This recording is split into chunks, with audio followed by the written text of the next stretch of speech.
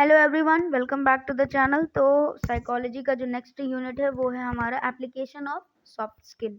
तो soft skill को आप क्या समझते हो? एक होती है आपकी हार्ड स्किल और एक होती है सॉफ्ट स्किल। सॉफ्ट स्किल में आप हार्ड स्किल, आप पहले हम बात करें, अगर हार्ड स्किल होती है जो आपकी प्रैक्टिकली आप कर रहे हो, आप परफॉर्म कर रहे हो, जो वो होती है आपकी हार्ड स्किल्स। लाइक आप किसी चीज़ को अच्छे से होल्ड कर पा रहे हो, ठीक है, आप किसी चीज़ को अच्छे से परफॉर्म कर पा रहे हो, कोई प्रोसीजर अच्छे से कर पा रहे हो। सॉफ्ट स्किल होता है कि आप उसको कैसे डील कर रहे हो, ठीक है, आप मेंटली या फिर अपने इंटेलिजेंस के अकॉर्डिंग कैसे किसी चीज़ को डील कर रहे हो, आपकी क्या क्वालिटीज़ हैं, ठीक है, आपकी क्या कैपेसिटीज़ हैं, वो होती हैं आपकी सॉफ्ट स्किल्स। तो उसका एप्लीकेशन लाइक आप अपने आप प्रोफेशन में कैसे करते हो, उसके बारे में बात करते हैं। तो सॉफ्ट स्किल का कॉन्सेप्ट अगर हम देखें कि सॉफ्ट स्किल क्या है, soft skills are combination of personal traits and qualities required to establish and maintain interpersonal relationship with other in an organization। मतलब ये कॉम्बिनेशन होता है एक पर्सनल ट्रेड का, क्वालिटी होती है जो आपको हेल्प करती है आईपीआर बनाने में। अपने ऑर्गेनाइजेशन में आप जिनके साथ काम कर रहे हो उनके साथ आईपीआर बनाने में आपको हेल्प करती है। सॉफ्ट स्किल को इमोशनल इंटेलिजेंस भी कहते हैं। क्यों? क्योंकि आपकी जो क्वालिटीज होती है वो आपको इमोशन, आप सिचुएशन के अकॉर्डिंग, ठीक है, जो आप जैसे इमोशन शो करते हो उसके अकॉर्डिंग आप कैसे चीज़ों को फेस कर रहे हो, कैसे डील कर रहे हो, ठीक है, अपने इंटेलिजेंस के अकॉर्डिंग, ठीक है, वो होता है आपका सॉफ्ट स्किल। अब in simple, it is an ability to interact and form bond with others. Like आप कैसे दूसरों से इंटरेक्ट कर रहे हो और कैसे बॉन्ड फॉर्म कर रहे हो, वो होती है आपकी सॉफ्ट स्किल। क्यों जरूरी होती है? रिक्वायर्ड टू स्टैब्लिश कम्युनिकेशन, ताकि आप अच्छे से कम्युनिकेशन स्टैब्लिश कर पाओ। Important and valuable but difficult to learn, ये बहुत इंपॉर्टेंट होती है, वैल्यूएबल भी होती है, लेकिन ये सीखने में थोड़ा सा टाइम लगता है। In nursing it includes empathy, understanding, active listening and behaviour and interactive skills. Empathy means आप चीज़ों को समझ पाओ, पेशेंट की सिचुएशन को समझो, नर्सिंग में इसका रोल है। अंडरस्टैंडिंग, आप समझ पाओ, कोई भी प्रोसीजर हो, पेशेंट के बारे में हो, कोई केयर हो, वो आप समझ पाओ। एक्टिव लिसनिंग, डॉक्टर्स क्या कह रहे हैं आप उसको समझ पाओ, पेशेंट्स क्या कह रहे हैं आप उसको सुन पाओ, ठीक है। बिहेवियर एंड इंटरेक्टिव, लाइक आप कैसे कम्युनिकेशन बिल्ड कर रहे हो, कैसे अपना प्रोफेशन आप बिल्ड कर रहे हो अपने बिहेवियर्स के अकॉर्डिंग, वो होती है soft skill. For effective team collaboration, आप ऑफ कोर्स हमेशा टीम के साथ काम करोगे तो उसमें कैसे आपको हेल्प करेगी, वो होती है सॉफ्ट स्किल। डेफिनेशन की अगर हम बात करें as per Sharma and Sharma 2010, तो soft skill are the intangible behaviour traits that enhances or endorse knowledge और skills in the workplace। मतलब आपकी जो नॉलेज होती है, आपकी जो स्किल होती है, आप अपने वर्क प्लेस में अप्लाई कर रहे हो, ठीक है, आपका बिहेवियर ट्रेट आप अप्लाई कर रहे हो ताकि आप अच्छे से एक प्रोफेशन बिल्ड कर पाओ, ठीक है। एज पर हैकमैन एंड काउथ, काउथ जी ने बोला है 2012 में, soft skills are interpersonal qualities and personal attributes that one possesses. मतलब उसके अंदर खुद की जो क्वालिटीज हैं, किसी चीज को डील करने के लिए, फेस करने के लिए, बिल्डअप करने के लिए, पावर अप करने, मोटिवेशन के लिए, वो होती हैं सॉफ्ट स्किल, ठीक है। नेक्स्ट हम बात करते हैं टाइप्स ऑफ सॉफ्ट स्किल्स। अब सॉफ्ट स्किल जो होती है कितने टाइप की होती है? पहली होती है विजुअल, ऑरल एंड कम्युनिकेशन। तो विजुअल में मीन जो हम देख के समझ रहे हैं या फिर जो हम देख के डील कर रहे हैं, वो होती है सॉफ्ट स्किल विजुअल। विजुअल में आता है आपको observation, body language and facial expression. मतलब आप चीज़ों को कैसे ऑब्जर्व कर रहे हो, उससे आप क्या सीख रहे हो, कैसे आप चीज़ को रिफ्लेक्ट कर रहे हो। बॉडी लैंग्वेज, आप कैसे खुद को दिखा रहे हो, कैसा आपका अपीयरेंस है, कैसे आप प्रेजेंट कर रहे हो। फेशियल एक्सप्रेशन, मतलब आप कैसी चीज को कैसे डील कर रहे हो, लाइक बहुत इमरजेंसी कंडीशन, आप अब एकदम हाइपर एक्सप्रेशन आप दिखाओगे तो सामने वाला पर्सन भी थोड़ा सा कहीं ना कहीं एक्सजरेट हो जाएगा, वो एंग्जाइटी हो जाएगी उसके अंदर भी, ठीक है। तो वो होती है आपकी स्किल की आप कैसे चीजों को डील कर रहे हो। ऑरल, आप कैसे सुन के चीजों को डील कर रहे हो, जैसे आपकी लिसनिंग स्किल्स हो गई, अच्छे से आप सुन रहे हो। ऑडिटरी परसेप्शन, आप सुन के क्या समझ रहे हो। And phone etiquettes, of course phone etiquettes बहुत नेसेसरी होता है। आप कहीं आप बहुत इमरजेंसी में काम कर रहे हो या बहुत लाइक आप सिचुएशन में काम कर रहे हो ऐसी जगह जहाँ पे फोन या साउंड या साइलेंस को लाइक होता है ना, साइलेंस को प्रायोरिटी दी जाती है, ठीक है। तो वहाँ पे अगर आप फोन को ऑफ नहीं रखोगे तो आपके वहाँ एटिकेट शो करते हैं कि आप अपने वर्क को लेके कितना इंटरेस्टेड हो, कितना ज़्यादा आप इन्वेस्टेड हो, ठीक है। देन आपका आता है कम्युनिकेशन स्किल। कम्युनिकेशन स्किल में क्या है? वर्बल कम्युनिकेशन, आप कैसे कम्युनिकेट कर रहे हो। रिटन कम्युनिकेशन, आप कैसे चीज़ों को बना रहे हो, लाइक होता है ना आपका रिपोर्ट मेकिंग होता है, आपका रिकॉर्ड मेकिंग होता है, आप चीज़ को कैसे हैंडल कर रहे हो रिटन में, ठीक है। वो हर चीज़ का एक फॉर्मेट होता है ना, फॉर्मल एंड इनफॉर्मल वे में। तो वो आप चीज़ों को कैसे कम्युनिकेट कर रहे हो, कैसे चीज़ों को हैंडल कर रहे हो, वो स्किल्स जो आपकी होती हैं वो सॉफ्ट स्किल में आती हैं। Then public speaking of course, जब आप एजुकेट करते हो एज़ अ नर्स पेशेंट को या फिर अपनी कम्युनिटी एरिया पे या किसी को आप समझा रहे हो, तो वहाँ पे पब्लिक की स्पीकिंग आपकी बहुत हेल्पफुल होती है। देन इंटरपर्सनल कम्युनिकेशन, जो आप आपस में आप बता रहे हो, लाइक पेशेंट्स को बता रहे हो, पेशेंट के मेंबर्स को बता रहे हो, अपने कलीग को कुछ समझा रहे हो, तो वहाँ पे आपका कम्युनिकेशन ही काम करता है, आपकी कम्युनिकेशन स्किल ही काम करती है। देन नेक्स्ट आपका आता है कंपोनेंट्स ऑफ सॉफ्ट स्किल। अब सॉफ्ट स्किल में क्या-क्या आता है? लाइक सॉफ्ट स्किल हम किसे कहते हैं, वो तो हमने समझ लिया कि उसके अंदर में क्या-क्या चीज़ें हैं, उसके बारे में समझते हैं।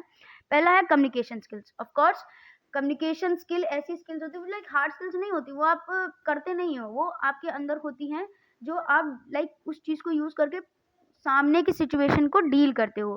तो वो होती हैं आपकी कम्युनिकेशन स्किल्स। इसमें आपका आता है वर्बल कम्युनिकेशन, लाइक आप कैसे बात कर रहे हो, कैसे बता रहे हो, कौन से लैंग्वेजेस यूज कर रहे हो, ठीक है। नॉन वर्बल जैसे आपकी लाइक रिटन कम्युनिकेशन हो गई, ठीक है, आपका एक्सप्रेशन बेस्ड हो गया, तो ये सारी जो होते हैं आपके नॉन वर्बल कम्युनिकेशन, जेस्चर्स हो गए, ठीक। एक्टिव लिसनिंग में क्या है कि आप जो भी आप बताया जा रहा है, आप उसको सुन के आप कैसे परसीव कर रहे हो, उसको क्या समझ रहे हो, कैसे एनालाइज कर रहे हो। प्रेजेंटेशन स्किल्स, आप जिस चीज़ को प्रेजेंट कर रहे हो, वो होती है आपकी presentation skill. Public speaking of course, जैसे हमने बात करी कि आप पब्लिकली कुछ बता रहे हो, किसी को एनकरेज कर रहे हो, एजुकेट कर रहे हो, तो आपकी पब्लिक स्किल्स बहुत यूज़फुल होती है। देन आपकी आती है इंटरपर्सनल स्किल्स। इंटरपर्सनल मतलब आप आपस में लाइक पेशेंट टू पेशेंट, ठीक है, आप कैसे समझा रहे हो, आप अपने कलीग्स को कैसे समझा रहे हो, आप अपनी स्किल्स को यूज़ करके। तो वो होता है ना कैसे इंटरैक्ट कर रहे हो आप, तो वो होती है आपकी इंटरपर्सनल स्किल्स। तो वहाँ पे आपका काम आता है टीम वर्क एंड कोलैबोरेशन का। ऑफ कोर्स आपका टीम वर्क और कोलैबोरेशन बहुत ज़्यादा अच्छा खासा रोल होता है उसका। देन कॉन्फ्लिक्ट रेज़ोल्यूशन, जैसे अब कुछ कॉन्फ्लिक्ट हो गया आपके लाइक आपका पेशेंट से, आपके कलीग से, आपके टीम मेंबर्स से, तो वहाँ पे आप उस चीज़ को अपने स्किल्स को कैसे यूज़ करके उस कॉन्फ्लिक्ट को कैसे सॉल्व कर रहे हो, वो स्किल्स आप कैसे यूज़ कर रहे हो, वो होती हैं आपकी सॉफ्ट स्किल्स, ठीक है। Then emotional intelligence, of course आप कैसे भी किसी भी सिचुएशन को डील कर रहे हो। एम्पैथी, आप किसी की भी सिचुएशन को कैसे समझ रहे हो, कैसे समझ कर उनमें उनको हेल्प कर रहे हो, उनको एजुकेट कर रहे हो, ठीक है, उनको एम्पावर कर रहे हो। Then time management and organisation means आप अपने वर्क प्लेस पे कैसे टाइम मैनेजमेंट कर रहे हो, आप अपने पर्सनल एंड प्रोफेशनल लाइफ में कैसे टाइम मैनेजमेंट कर रहे हो, वो स्किल्स जो आपके सॉफ्ट स्किल्स जो होती हैं, वो आपको कैसे हेल्प कर रही हैं।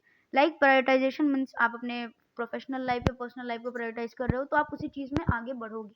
देन टास्क मैनेजमेंट, आपके बहुत सारे टास्क होते हैं, एज पर नर्स आपके पास बहुत सारी चीज़ें होती हैं करने को, तो आप कैसे मैनेज करो पर डे टू डे, तो वो आपकी स्किल्स में ही आता है। देन अडेप्टेबिलिटी, आप ऑफ कोर्स आप बहुत सारी चीज़ों को अडेप्टेबल, आपके अंदर आपके अडेप्ट होने की जो कैपेसिटी वो होनी चाहिए, क्योंकि आप कभी पेशेंट किसी किसी न किसी ऐसे पेशेंट से आप डील करोगे जहाँ पे हो सकता है आप अपनी लाइक होता है ना कामनेस को लूज करो, बट अगर आपके अंदर वो अडेप्टेबिलिटी फ्लेक्सिबिलिटी रहेगी तो आप उस चीज़ को अच्छे से डील कर पाओगे। Then leadership and initiative, of course वो आपके अंदर होना चाहिए, क्योंकि आपको एक डिसीजन मेकिंग जो होता है ना वो आपके अंदर बहुत अच्छे से होना चाहिए, ताकि आप क्रिटिकल सिचुएशंस में पेशेंट के बहुत सारे ऐसे कंडीशंस होते हैं जहाँ पे आपको तुरंत डिसीजन बनाने होते हैं, ठीक है। तो वहाँ पे आपका लीडरशिप, आपकी डिसीजन मेकिंग ही काम आती है। तो इसमें आता है आपका problem solving, decision making, initiative. Problem solving मतलब आपके सामने जो भी सिचुएशन आप उसको कैसे डील कर रहे हो। नेक्स्ट आप डिसीजन मेकिंग मीन्स आप कैसे भी क्रिटिकल सिचुएशन को डील करके तुरंत क्या डिसाइड करके आप उस चीज़ के बारे में क्या स्टेप लेने वाले हो। देन इनिशिएटिव आपको ही लेना पड़ेगा, ये आपके अंदर जब स्किल होगी तभी आप कर पाओगे। लाइक इनिशिएटिव ना, हाँ हमें ये करना होगा, एक होता है ना रिस्क टेकिंग, वो नर्सेस के अंदर काफ़ी होती है। Next adaptability and flexibility, of course means आपको अडेप्टेबल होना चाहिए अपने नेचर के अकॉर्डिंग, एंड फ्लेक्सिबल, आप कैसे अपने स्किल्स को यूज़ करके चीज़ों को डील कर रहे हो सारी आपके आसपास की। First one is stress management, of course बहुत सारा वर्कलोड होगा तो स्ट्रेस भी होगा, तो लेकिन आप उसको कैसे मैनेज करो, उसको रिफ्लेक्ट नहीं कर रहे हो, वो होती है आपके अंदर की जो स्किल होती है। देन फ्लेक्सिबिलिटी, आप कैसे चीज़ों को मैनेज कर रहे हो, आपके जो भी टास्क हो गए, आपका जो भी काम हो गया, वर्कलोड हो गया, ठीक है, पेशेंट टू पेशेंट आप कैसे डील कर रहे हो, वो होती है आपकी flexibility.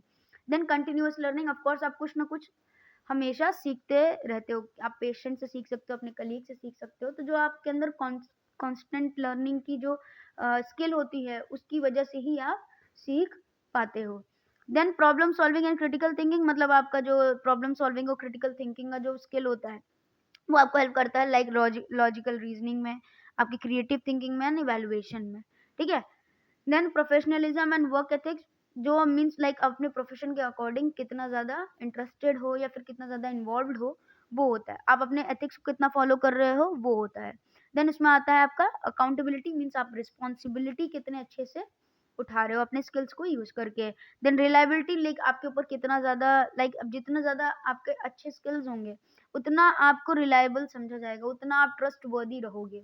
Then punctuality, of course आपको पंचुअल रहना पड़ेगा, क्योंकि आपका प्रोफेशन लाइक जो भी होता है प्रोफेशन हमेशा कोई भी प्रोफेशन होगा डिमांड करता है पंचुअलिटी की।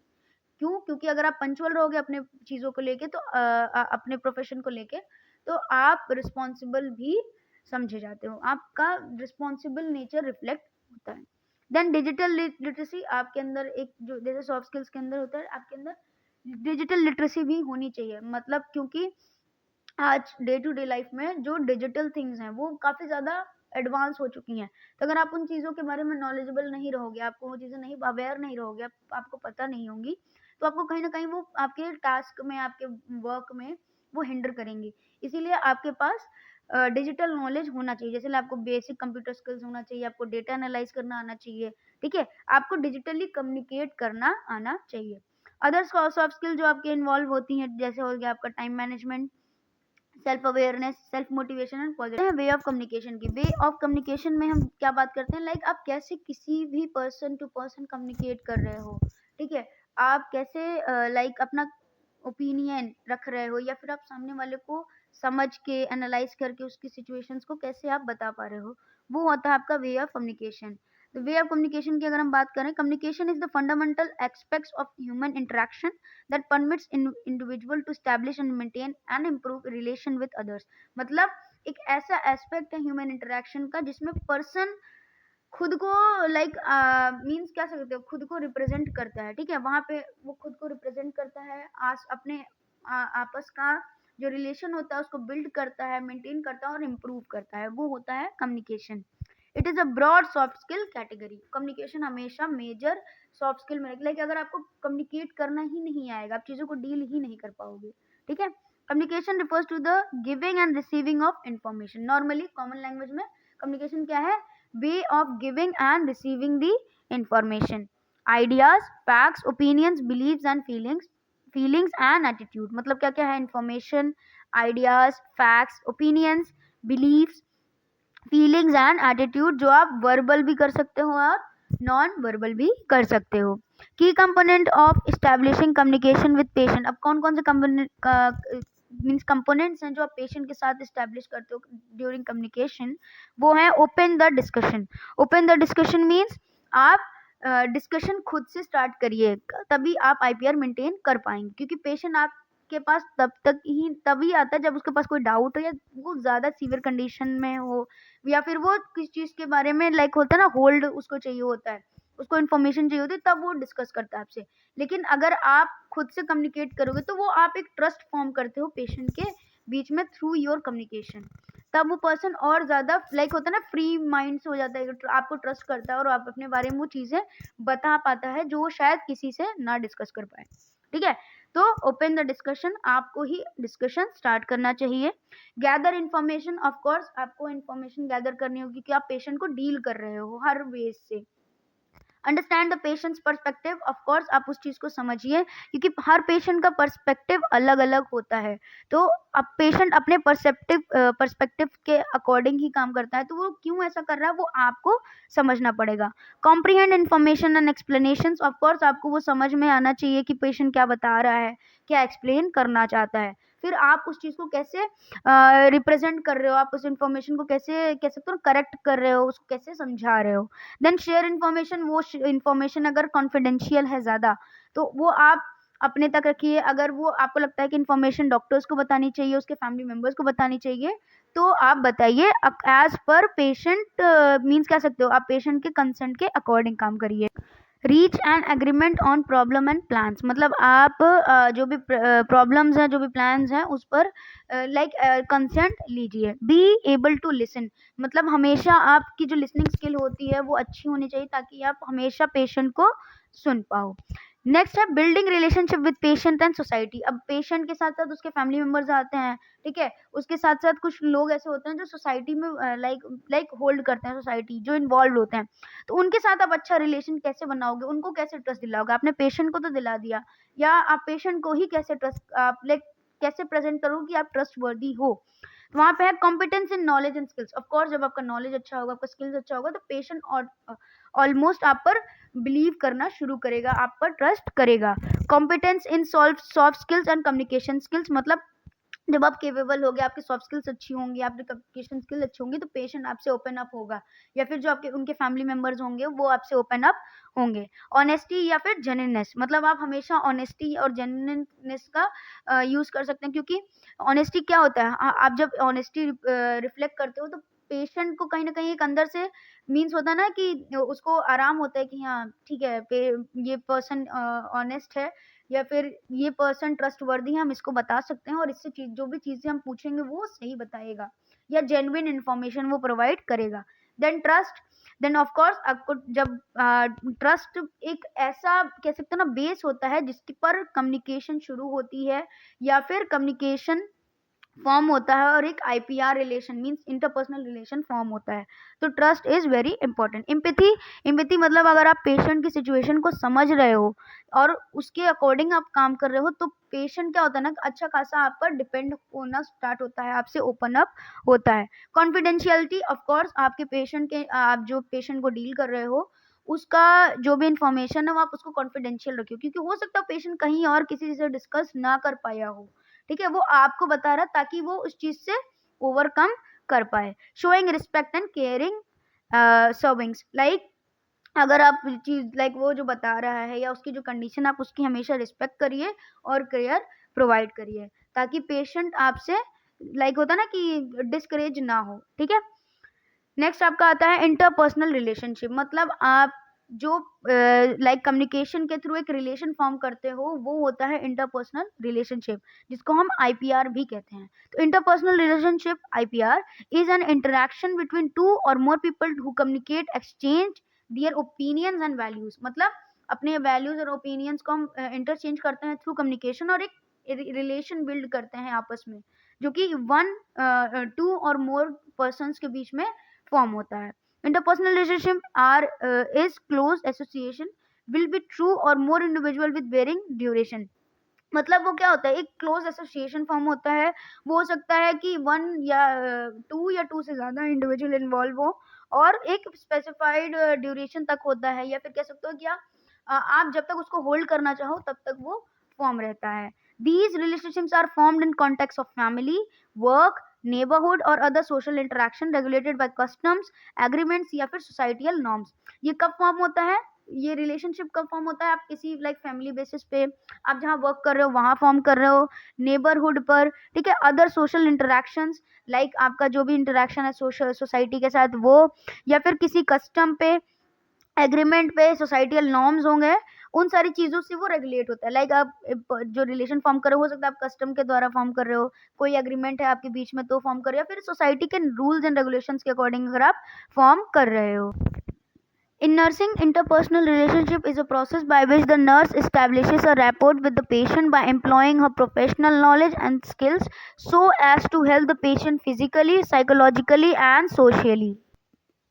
मतलब जो इंटरपर्सनल रिलेशनशिप इन नर्सिंग में एक ऐसा प्रोसेस है जिसमें नर्स क्या होती है, एक रैपोर्ट फॉर्म करती है बिटवीन पेशेंट या फिर लाइक अपने जो जिनके साथ वो काम करती हैं उनके साथ, ठीक है। अब कैसे फॉर्म करती है, वो अपने नॉलेज और स्किल्स से फॉर्म करती है पेशेंट से, लाइक होता है ना कि उनको हेल्प कर रही है, फिजिकली हेल्प कर रही है, साइकोलॉजिकली हेल्प कर रही है, या फिर सोशली हेल्प कर रही है, तब वो रिलेशनशिप फॉर्म करती है, वो कम्युनिकेशन बिल्डअप करती है। In health care system the nurse establishes interpersonal relationship with a goal to assist the patient in utilizing his own resources for healing. It also include association with health team members. अब health care system में क्या होता है, nurse जो establish करती है IPR, वो उसका गोल इसीलिए वो फॉर्म करती है ताकि पेशेंट जो है वो अपने खुद के रिसोर्सेज से, अपने खुद के माइंड सेटअप से वो हील हो पाए और रिकवर हो पाए, का अच्छे से रिकवर हो पाए। और बाकी वो जो अपने हेल्थी मेंबर से फॉर्म करती, ताकि उसका जो वर्क एरिया है वो काफी अप्रिशिएटेबल हो। ठीक है, अब जो टाइप्स ऑफ रिलेशनशिप है, लाइक आईपीआर के जो टाइप्स हैं हम उनके बारे में बात करते हैं। ऑनेस्टी एंड ट्रांसपेरेंसी आर की factors for establishing and maintaining IPR. Means honesty और ट्रांसपेरेंट, लाइक आप चीजों को सामने रखोगे, ठीक है, वो चीजें लाइक होता है ना कि कुछ बीच में है नहीं ऐसा, ऑनेस्ट रहोगे, ठीक है, कुछ भी छुपा नहीं रहे हो, आप क्लियर हो, जेन्युइन हो, तो वो रिलेशनशिप ज्यादा अच्छे से बिल्डअप होता है। तो इसके 3 टाइप है मेजरली। तो पहला है आपका सोशल रिलेशनशिप, जो आप सोशली बना रहे हो आईपीआर, वो होता है आपका social relationship. Relation that primarily established with the purpose of meeting mutual needs which may range from friendship, socialization, enjoyment to accomplish a task. In this relationship participants share ideas, feelings and experiences. मतलब आप अपने society के साथ कर रहे हो और एक म्यूचुअल नीड कंप्लीट करने के लिए, अकम्प्लिश करने के लिए आप ये रिलेशन मीन्स आईपीआर फॉर्म कर रहे हो, जिसमें आपका हो सकता है फ्रेंडशिप हो सकती है, सोशलाइजेशन हो सकता है, एंजॉयमेंट हो सकता है, ये सारी चीजें आप करते हो। इसमें आप क्या करते हो कि अपने आइडियाज, अपने फीलिंग्स, अपने एक्सपीरियंसेस को शेयर करते हो। देन इंटीमेट रिलेशनशिप होता है, जो रिलेशन है इंटीमेट होता है, मीन्स लाइक एक अटैचमेंट रिलेशनशिप होता है। Intimate means develops between two individuals. Of course intimate relation जैसे आप कपल्स के बीच में होता है, आपके पेरेंट्स के बीच में है, तो वो एक intimate relationship means attachment relation form होता है, जो कि इमोशनल कमिटमेंट होता है दोनों के बीच में। In such relationship each member reacts naturally and care for other persons to meet his or her life goal. इसमें क्या होता है कि मेंबर रिएक्ट करता है नेचुरली, हाँ, जो चीजें रियलिटी बेसिस पर हैं, एंड केयर करते हैं ताकि वो सामने वाला पर्सन अपने लाइफ गोल्स को इजीली अचीव कर पाए। थेराप्यूटिक क्या होता है, means treating relationship. Therapeutic means treating. This relationship delivers from social और एन इंटीमेट रिलेशनशिप। डिफर करता है, मतलब ये ना तो सोशल रिलेशनशिप में आता है ना इंटीमेट में आता है, ये बहुत अलग होता है, क्योंकि आप इसमें किसी को हील करने के लिए, किसी को रिकवर करने के लिए, ठीक है, आप जो आईपीआर फॉर्म कर रहे हो वो होता है आपका therapeutic relationship. It usually occurs between nurse and patient, where the nurse utilizes her knowledge of human behavior, personal strength, communication skills to fulfill the patient need. ये क्यों फॉर्म होता है, ताकि हम पेशेंट की नीड को इजीली कंप्लीट कर पाए, अकम्प्लिश कर पाए। नेक्स्ट होता है पर्पस ऑफ आईपीआर। अब आईपीआर के क्या पर्पस हैं, क्यों करना चाहिए। Good nurse patient relationship help in building trust between the nurse and patient, result in better cooperation for treatment. जब एक ट्रस्ट बन जाएगा तो नर्स और पेशेंट के बीच में जब एक ट्रस्ट बनता है तो वो हेल्प करता है ताकि पेशेंट अच्छे से रिकवर हो और जल्दी रिकवर हो, ठीक है, उनके ट्रीटमेंट में कोऑपरेशन मिल जाता है। Help in collecting and patient information. Of course जब आईपीआर बिल्ड होगा तो पेशेंट अपने बारे में ओपन होगा और नर्स के पास पेशेंट के बारे में अच्छी खासी नॉलेज कलेक्ट हो जाएगी। Effective communication help the patient in taking correct decision. Of course जब अच्छे से हमें चीजें पता होगा, उसकी कंडीशन के बारे में पता होगा, उसकी सिचुएशन के बारे में पता होगा, तो हम उसके अकॉर्डिंग जो डिसीजन लेंगे वो काफी अप्रोप्रिएट होगा। Enhances patient and nurse satisfaction. Of course जो पेशेंट और नर्स का जो सेटिस्फैक्शन लेवल होगा वो काफी हद तक अच्छा होगा, सेटिस्फाइड होंगे, क्योंकि जो डिसीजन नर्स लेगी वो पेशेंट के अकॉर्डिंग होगा, ठीक है, लाइक होता है ना, पेशेंट के अकॉर्डिंग मीन्स पेशेंट के बेनिफिट में होगा, ठीक। या फिर जो पेशेंट कुछ अगर लाइक कोई भी वो एक्टिविटी कर रहा है या फिर कुछ भी ऐसा कर रहा है ना कि हाँ उसको जो वो हेल्पफुल होगा ट्रीटमेंट में, तो नर्स उसकी वजह नर्स भी सेटिस्फाइड होगी कि हाँ पेशेंट की ये कंडीशन है, इस वजह से ऐसे है। Reduces stress, promotes wellbeing and improve overall quality of life. इसमें क्या होगा कि आपका जो स्ट्रेस होगा वो भी कम होगा, ठीक है, जब आईपीआर बना रहेगा, अच्छे से आप कम्युनिकेट करोगे तो आपका स्ट्रेस रिड्यूस होगा, ठीक है, आपकी all over life quality improve होगी। Effective interpersonal skills help in building trust, improve corporation, mutual understanding between nurse and patient, ठीक है, nurse and healthy members, nurse and patient relative. मतलब क्या क्या है कि एक ट्रस्ट फॉर्म होता है कहाँ पे, या फिर एक म्यूचुअल अंडरस्टैंडिंग फॉर्म होती है कहाँ पे, नर्स एंड पेशेंट के बीच में, नर्स एंड नर्स के बीच में, नर्स एंड हेल्थी मेंबर्स के बीच में, या फिर नर्स पेशेंट के रिलेटिव्स के बीच में, ठीक है, एक ट्रस्ट फॉर्म होगा, एक कोऑपरेशन फॉर्म होगा। अब बैरियर्स क्या होते हैं इंटरपर्सनल आईपीआर बनाने में, क्या ऐसे बैरियर्स होते हैं? Barrier is anything that prevent, restricts or impact the conveyance of meaning by words or gestures between two or more person in social setting। Barrier कुछ ऐसे होते हैं, लाइक कुछ ऐसी चीजें होती हैं या कुछ भी हो सकता है जो रेस्ट्रिक्ट करता है एक कन्वेंस, मींस एक लाइक होता है ना जेस्चर, या फिर आप जो बात करना चाहते हो वो बात आप नहीं कर पा रहे हो, आईपीआर नहीं बना पा रहे हो, वो जो लाइक अब पर्सन्स के बीच या सोसाइटी के बीच में आप करना चाहते हो वो नहीं कर पा रहे हो, वो होते हैं barrier. These barriers cause unsuccessful communication. Of course वो क्या करते हैं, एक कम्युनिकेशन जो आप बिल्ड करना चाहते हो वो अनसक्सेसफुल होता है, लाइक आप बना नहीं पा रहे हो। Barriers to IPR are presented in, अब जो आईपीआर में जो बैरियर्स हैं उनके बारे में हम बात करें तो पहला होता है फिजियोलॉजिकल बैरियर, मतलब जो आपके फिजिकल के अकॉर्डिंग है, लाइक आप हो सकता है बोल ही ना पा रहे हो, या आपको कोई इम्पेयरमेंट हो कि आप सुन नहीं सकते हो, आप बोल नहीं सकते हो, ठीक है, तो होते हैं आपके physiological barrier. Then environmental barrier, like आपका एनवायरमेंट में लाइक बहुत शोर शराबा है, बात नहीं कर पा रहे हो, या कुछ ऐसी कंडीशन है कि आप पेशेंट हो सकता है अनकॉन्शियस हो, ठीक है। साइकोलॉजिकल बैरियर मींस लाइक हो सकता है कुछ डाउट्स हो, या आपके पास इंफॉर्मेशन इनसफिशिएंट हो, आप सोच ही नहीं पा रहे हो, डिसीजन नहीं ले पा रहे हो।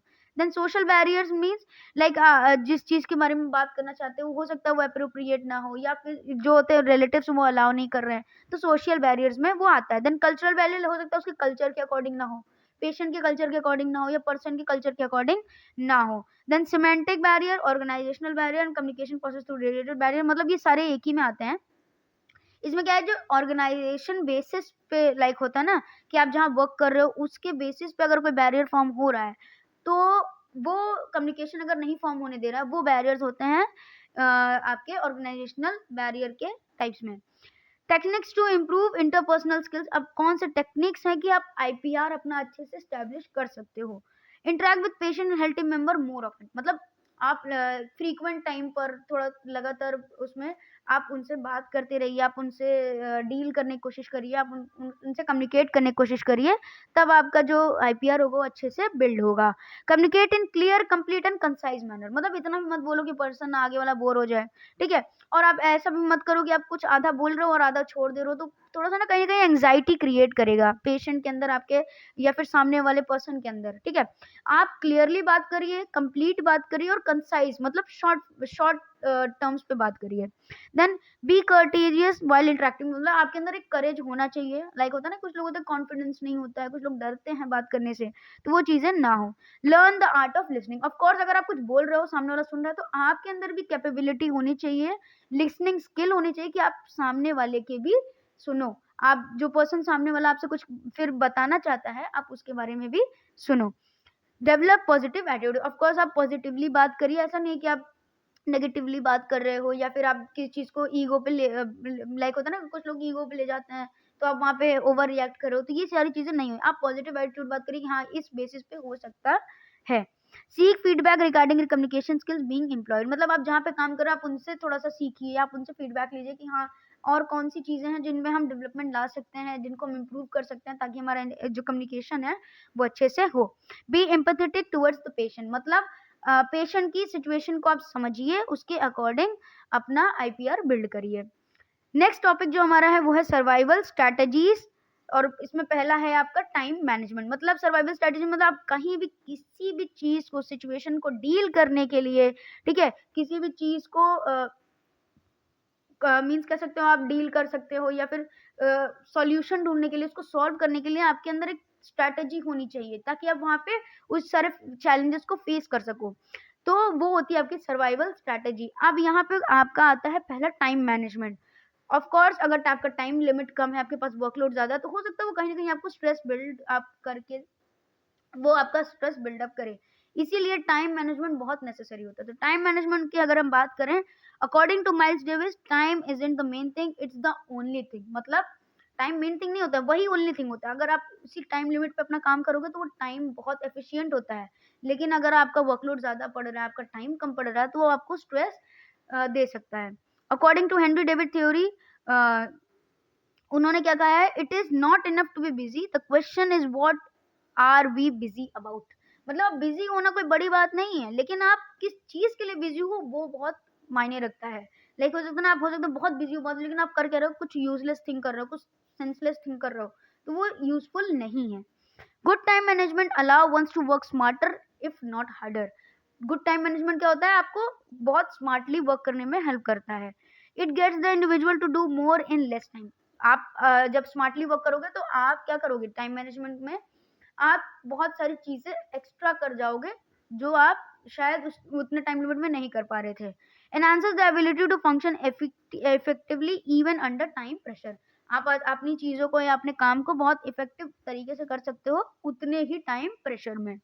Mastering the time management skill require dedicated effort and practices. Of course अगर आपको टाइम मैनेजमेंट करना है, ठीक है, तो एक डेडिकेटेड एफर्ट होते हैं, ठीक है, आपका बहुत कुछ चाहिए होता है उस स्किल को गेन करने के लिए, ठीक है। तो टाइम मैनेजमेंट स्किल को सीखने के लिए आपको एक एफर्ट डालनी पड़ेगी, आपको कुछ प्रैक्टिसेस करने पड़ेंगे। तो वो क्या है, वो है a few tips for improving time management skill is are understand that learn to organize, prioritize and delegate. Delegate means पहले तो आप ऑर्गेनाइज करना जानिए किसी भी चीज को। लाइक अगर आप किसी चीज को काम कर रहे हो तो अगर टाइम मैनेजमेंट करना है तो उस चीज को पहले ऑर्गेनाइज कर लो। जब ऑर्गेनाइज हो जाएगा तो वो चीजें शेड्यूल लाइक होता है ना, एक स्टेप्स में हो जाएंगी, एक स्ट्रेटेजी बेस्ड हो जाएंगी, तो आप जल्दी से आप कर लोगे। प्रायोरिटाइज, आप उसमें से जो मेन कंपोनेंट है पहले उसको प्रायोरिटी दीजिए कि हाँ पहले मुझे ये करना है, बाकी चीजें आराम से फिर इजिली हो जाएंगी। देन डेलीगेट मीन्स आप उस चीज को कैसे होल्ड कर रहे हो और कैसे आप कह सकते हो फॉरवर्ड ट्रांसफर कर रहे हो। लाइक अगर कोई काम है तो आप उसको कैसे आगे फॉरवर्ड कर रहे हो। Understand the difference between urgent and important task. मतलब क्या है कि आपका जो भी टास्क है उसमें इम्पोर्टेंस और अर्जेंट मतलब आपको तुरंत करना ही होगा, लाइक आपको जरूरत है, लेकिन कुछ होते हैं इम्पोर्टेंट जो जरूरी होते हैं, लेकिन अर्जेंसी क्या होती है कि जो आपको अभी तुरंत करना ही पड़ेगा। तो उसमें आपको क्या करना है, डिफरेंस अपना क्रिएट करना है।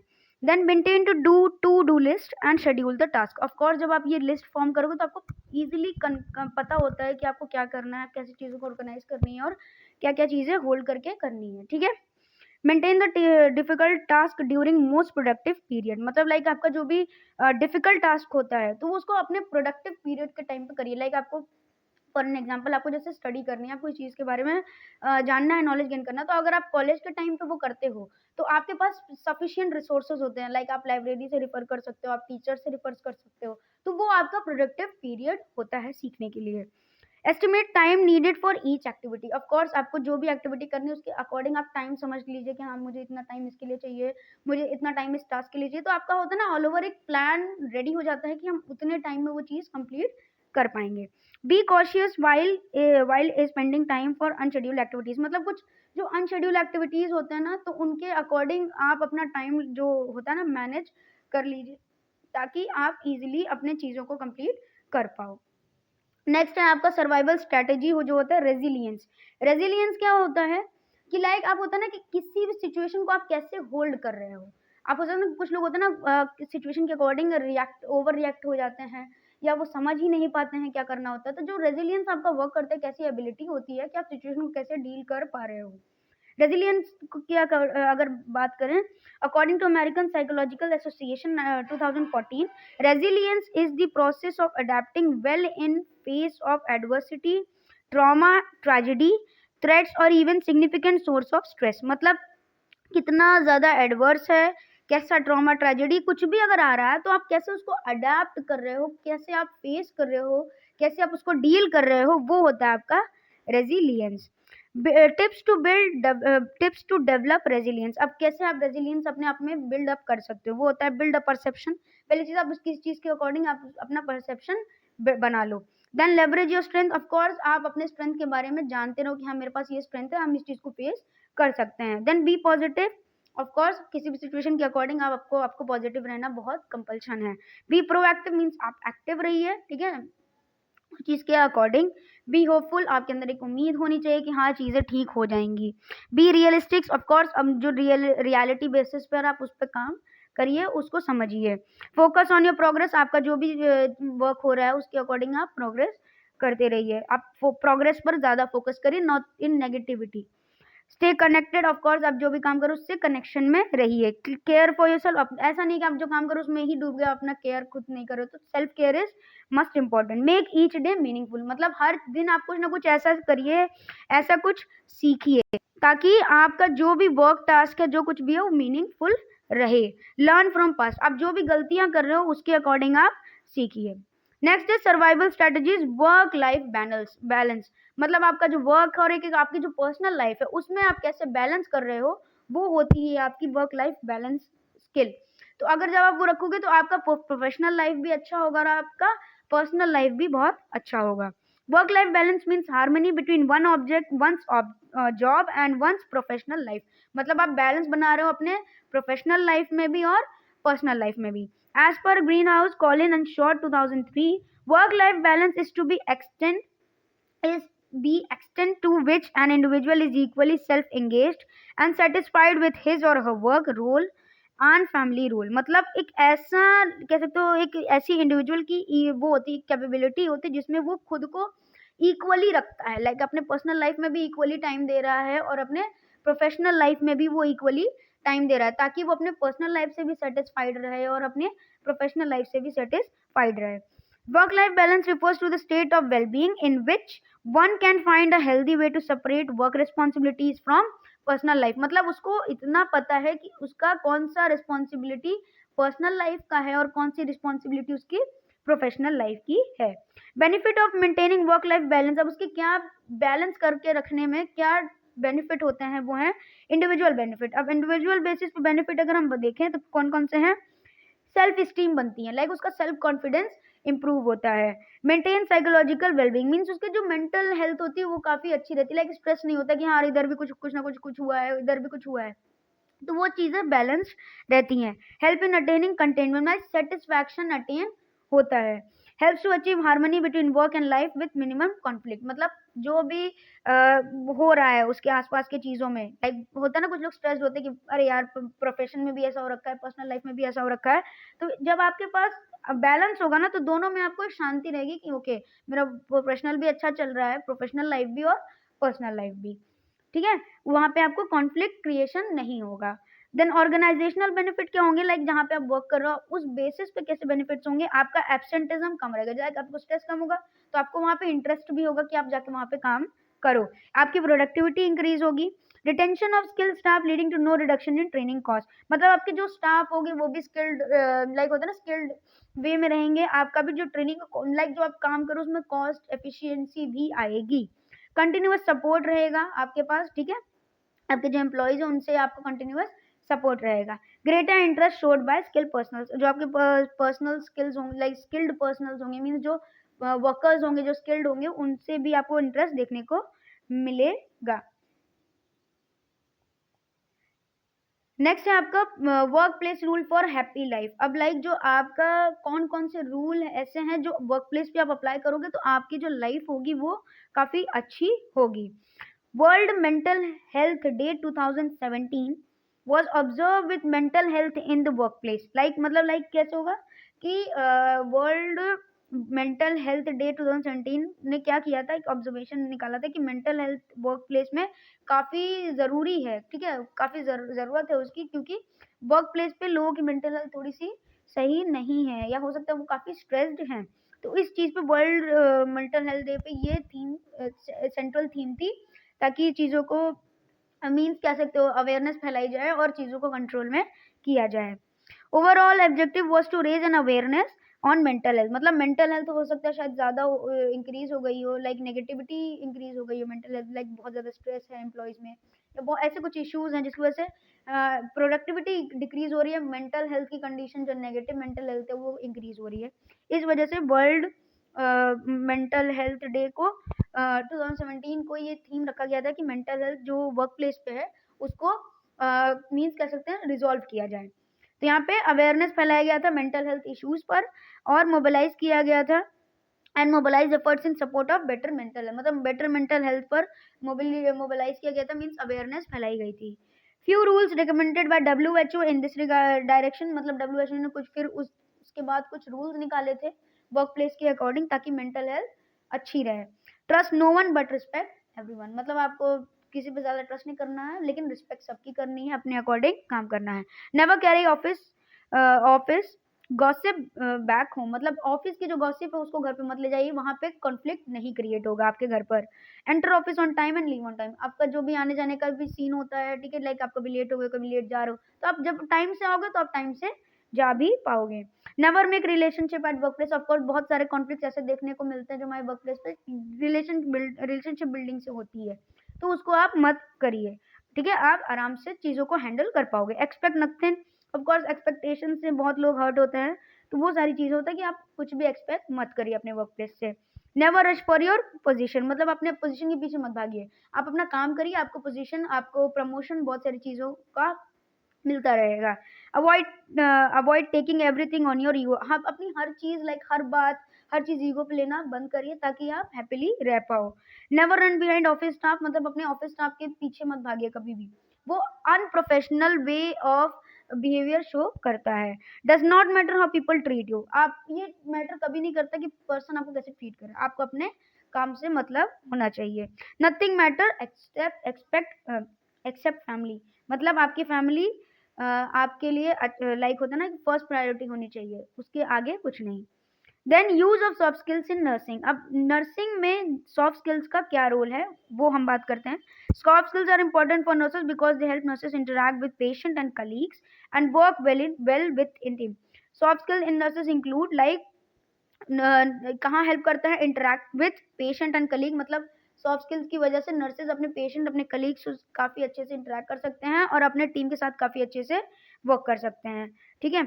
तो इस पे अगर हम बात करें तो इसमें है टीम वर्क। टीम वर्क पहला जो हमारा पहला है वो है हमारा टीम वर्क। टीम वर्क में क्या बताया जा रहा है, nurses work with others other health care professional to provide care, मतलब क्या होता है कि अपने जो बाकी के हेल्थ केयर प्रोफेशनल होते हैं उनके साथ जब वो काम करते हैं तो वहाँ पे क्या होता है ना, टीम वर्क बहुत मेजरली रोल करता है। आप किसी के साथ, अपने जो मेंबर्स उनके साथ अगर आप काम कर रहे हो, ठीक है, तो वहाँ पे आप अच्छी क्वालिटी ऑफ केयर प्रोवाइड कर सकते हो, इसीलिए टीम वर्क ज़रूरी होता है। दे can demonstrate team work by asking for help, sharing ideas, helping others, कैसे फॉर्म कर सकते हो, आप अपने आइडिया शेयर करिए, आप उनसे हेल्प अचीव करिए, उनसे नॉलेज अचीव करिए, उनसे बहुत सी चीज़ें होती हैं जो आप सीख सकते हो, ठीक है, और फिर आप उनको हेल्प करिए, ऐसे टीम वर्क फॉर्म होता है। और जब आप टीम वर्क में काम करते हो तो आप better quality of care provide कर सकते हो। देन अगेन नेक्स्ट आता है आपका प्रॉब्लम सॉल्विंग। प्रॉब्लम सॉल्विंग में क्या होता है, skills to address issues like scheduling conflict, resource allocation and patient problem. अब प्रॉब्लम सॉल्विंग में अगर आप, जैसे होता है ना कि आप कैसे सॉल्व कर रहे हो, तो प्रॉब्लम सॉल्विंग जैसे बहुत सारे इश्यूज होते हैं जो कॉन्फ्लिक्ट्स हो गए, ठीक है, पेशेंट बेस्ड प्रॉब्लम्स हो गई, ठीक है, कुछ रिसोर्सेज के लिए एलोकेशन हो गए, लाइक होता है ना फैसिलिटीज सही नहीं है या कुछ प्रॉब्लम आ गई है, तो वो जब आप चीज़ें, आपके अंदर अडेप्टेबिलिटी होगी ना, तो आप अच्छे से वो चीज़ें को हैंडल कर लोगे, आप प्रॉब्लम को सॉल्व कर लोगे। देन आपका आता है क्रिटिकल थिंकिंग। ऑफ कोर्स जो हेल्थ केयर सिस्टम है उसमें क्रिटिकल मीन्स हमेशा रहता ही है कि आपको कुछ ना कुछ ऐसी कंडीशन फेस करनी पड़ेगी जहाँ पे आपकी क्रिटिकल थिंकिंग की रिक्वायरमेंट होगी, तो वहाँ पे आप क्रिटिकल थिंकिंग आपके अंदर होनी चाहिए, तभी आप उस सिचुएशन को असेस कर पाओगे और उसके अकॉर्डिंग आप डिसीजन ले पाओगे।